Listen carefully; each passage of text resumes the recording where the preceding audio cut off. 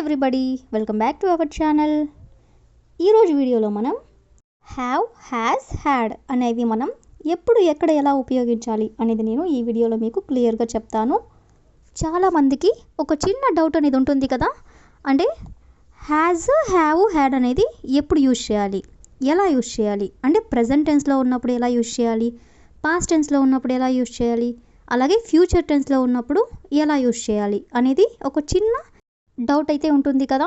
So అలాంటి వాళ్ళకి ఈ వీడియోలో నేను క్లియర్గా అవి ఎక్కడ ఎలా యూజ్ చేయాలి అనేది నేను క్లియర్గా ఎక్స్ప్లెయిన్ చేస్తాను. మీరైతే ఈ వీడియోని స్కిప్ చేయకుండా ఎండ్ వరకు చూడడానికి ప్రయత్నించండి. మీరు కనుక నా ఛానల్ని ఫస్ట్ టైం విజిట్ చేసినట్లయితే సబ్స్క్రైబ్ చేయడం మాత్రం మర్చిపోవద్దు. అదేవిధంగా వీడియో కనుక నచ్చినట్లయితే లైక్ చేయండి, అలాగే షేర్ చేయండి. ఓకే, టాపిక్లోకి వెళ్ళిపోదామా. ముందుగా హ్యాజ్, హ్యావ్ అనేది ఎలా యూజ్ చేయాలో ఒకసారి తెలుసుకుందాం.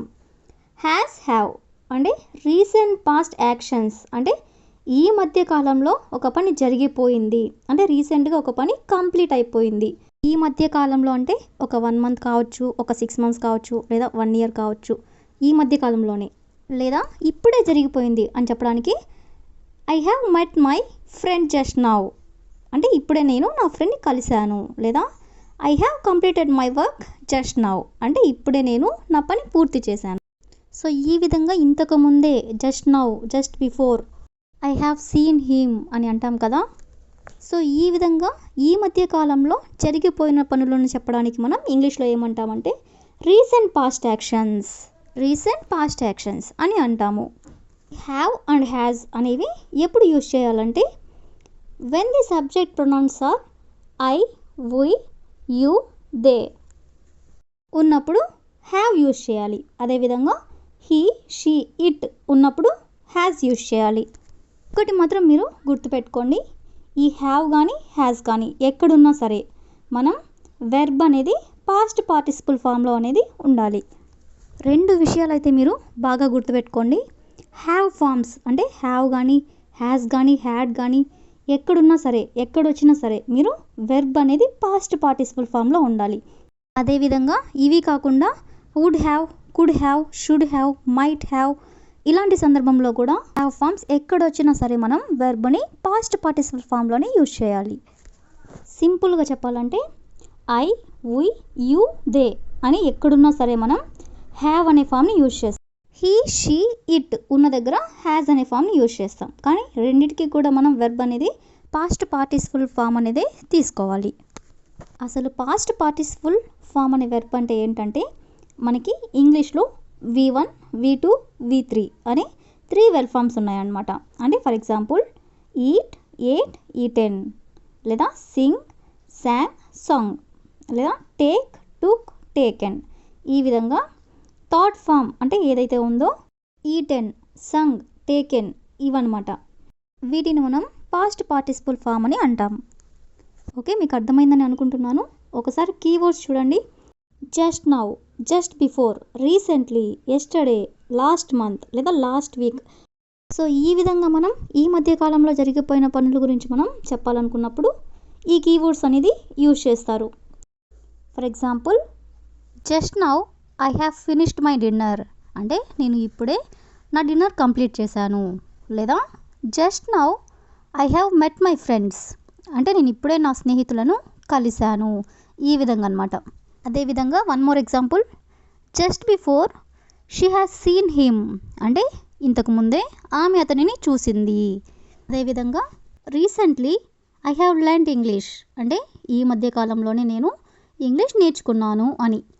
అదేవిధంగా next one recently they have invited us, అంటే వాళ్ళు మమ్మల్ని రీసెంట్గా ఇన్వైట్ చేశారు. ఇక్కడ దే అన్నాం కాబట్టి హ్యావ్ అనేది వస్తుందన్నమాట. ఈ విధంగా మనం కొన్ని ఎగ్జాంపుల్స్ అనేవి చూసాం కదా. హీ, షీ, ఇట్ అనేది వచ్చినప్పుడు హ్యాజ్ అనేది వస్తుందన్నమాట.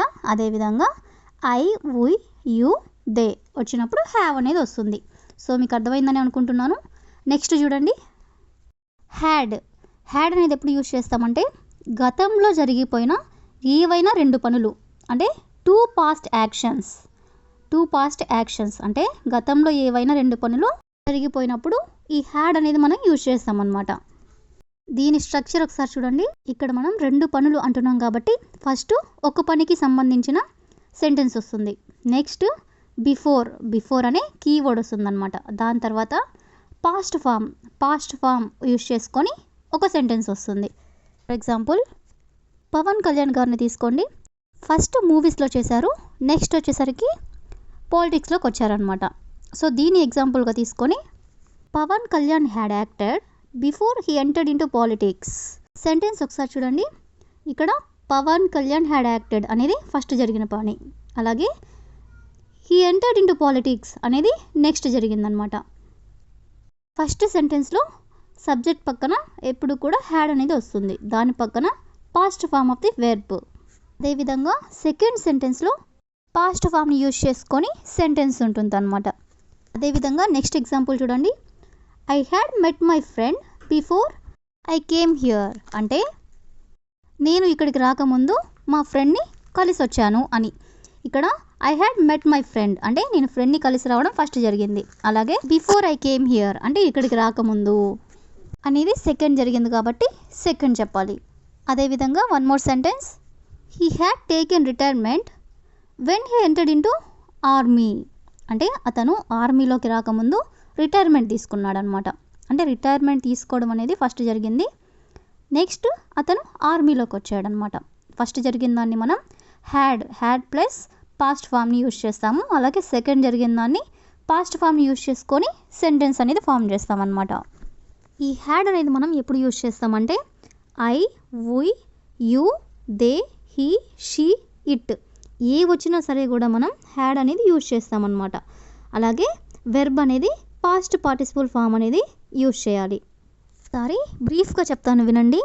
హ్యావ్, హ్యాజ్ అనేది ఈ మధ్య కాలంలో జరిగిపోయిన పనుల గురించి చెప్పేటప్పుడు హ్యావ్, హ్యాజ్ అనేది యూజ్ చేస్తామన్నమాట. అది హ్యావ్ ఎప్పుడు యూజ్ చేయాలంటే ఐ, వి, యు, దే వచ్చినప్పుడు హ్యావ్ అనేది యూజ్ చేస్తాం.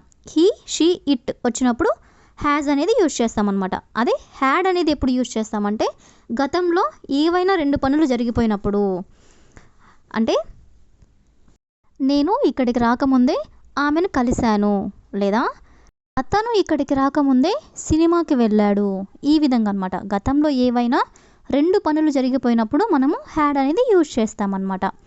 Okay, got it. ఈ వీడియో కనుక మీకు నచ్చినట్లయితే లైక్ చేయండి, అలాగే మీ ఫ్రెండ్స్ అండ్ ఫ్యామిలీ మెంబర్స్కి షేర్ చేయండి. అలాగే don't forget to subscribe my channel.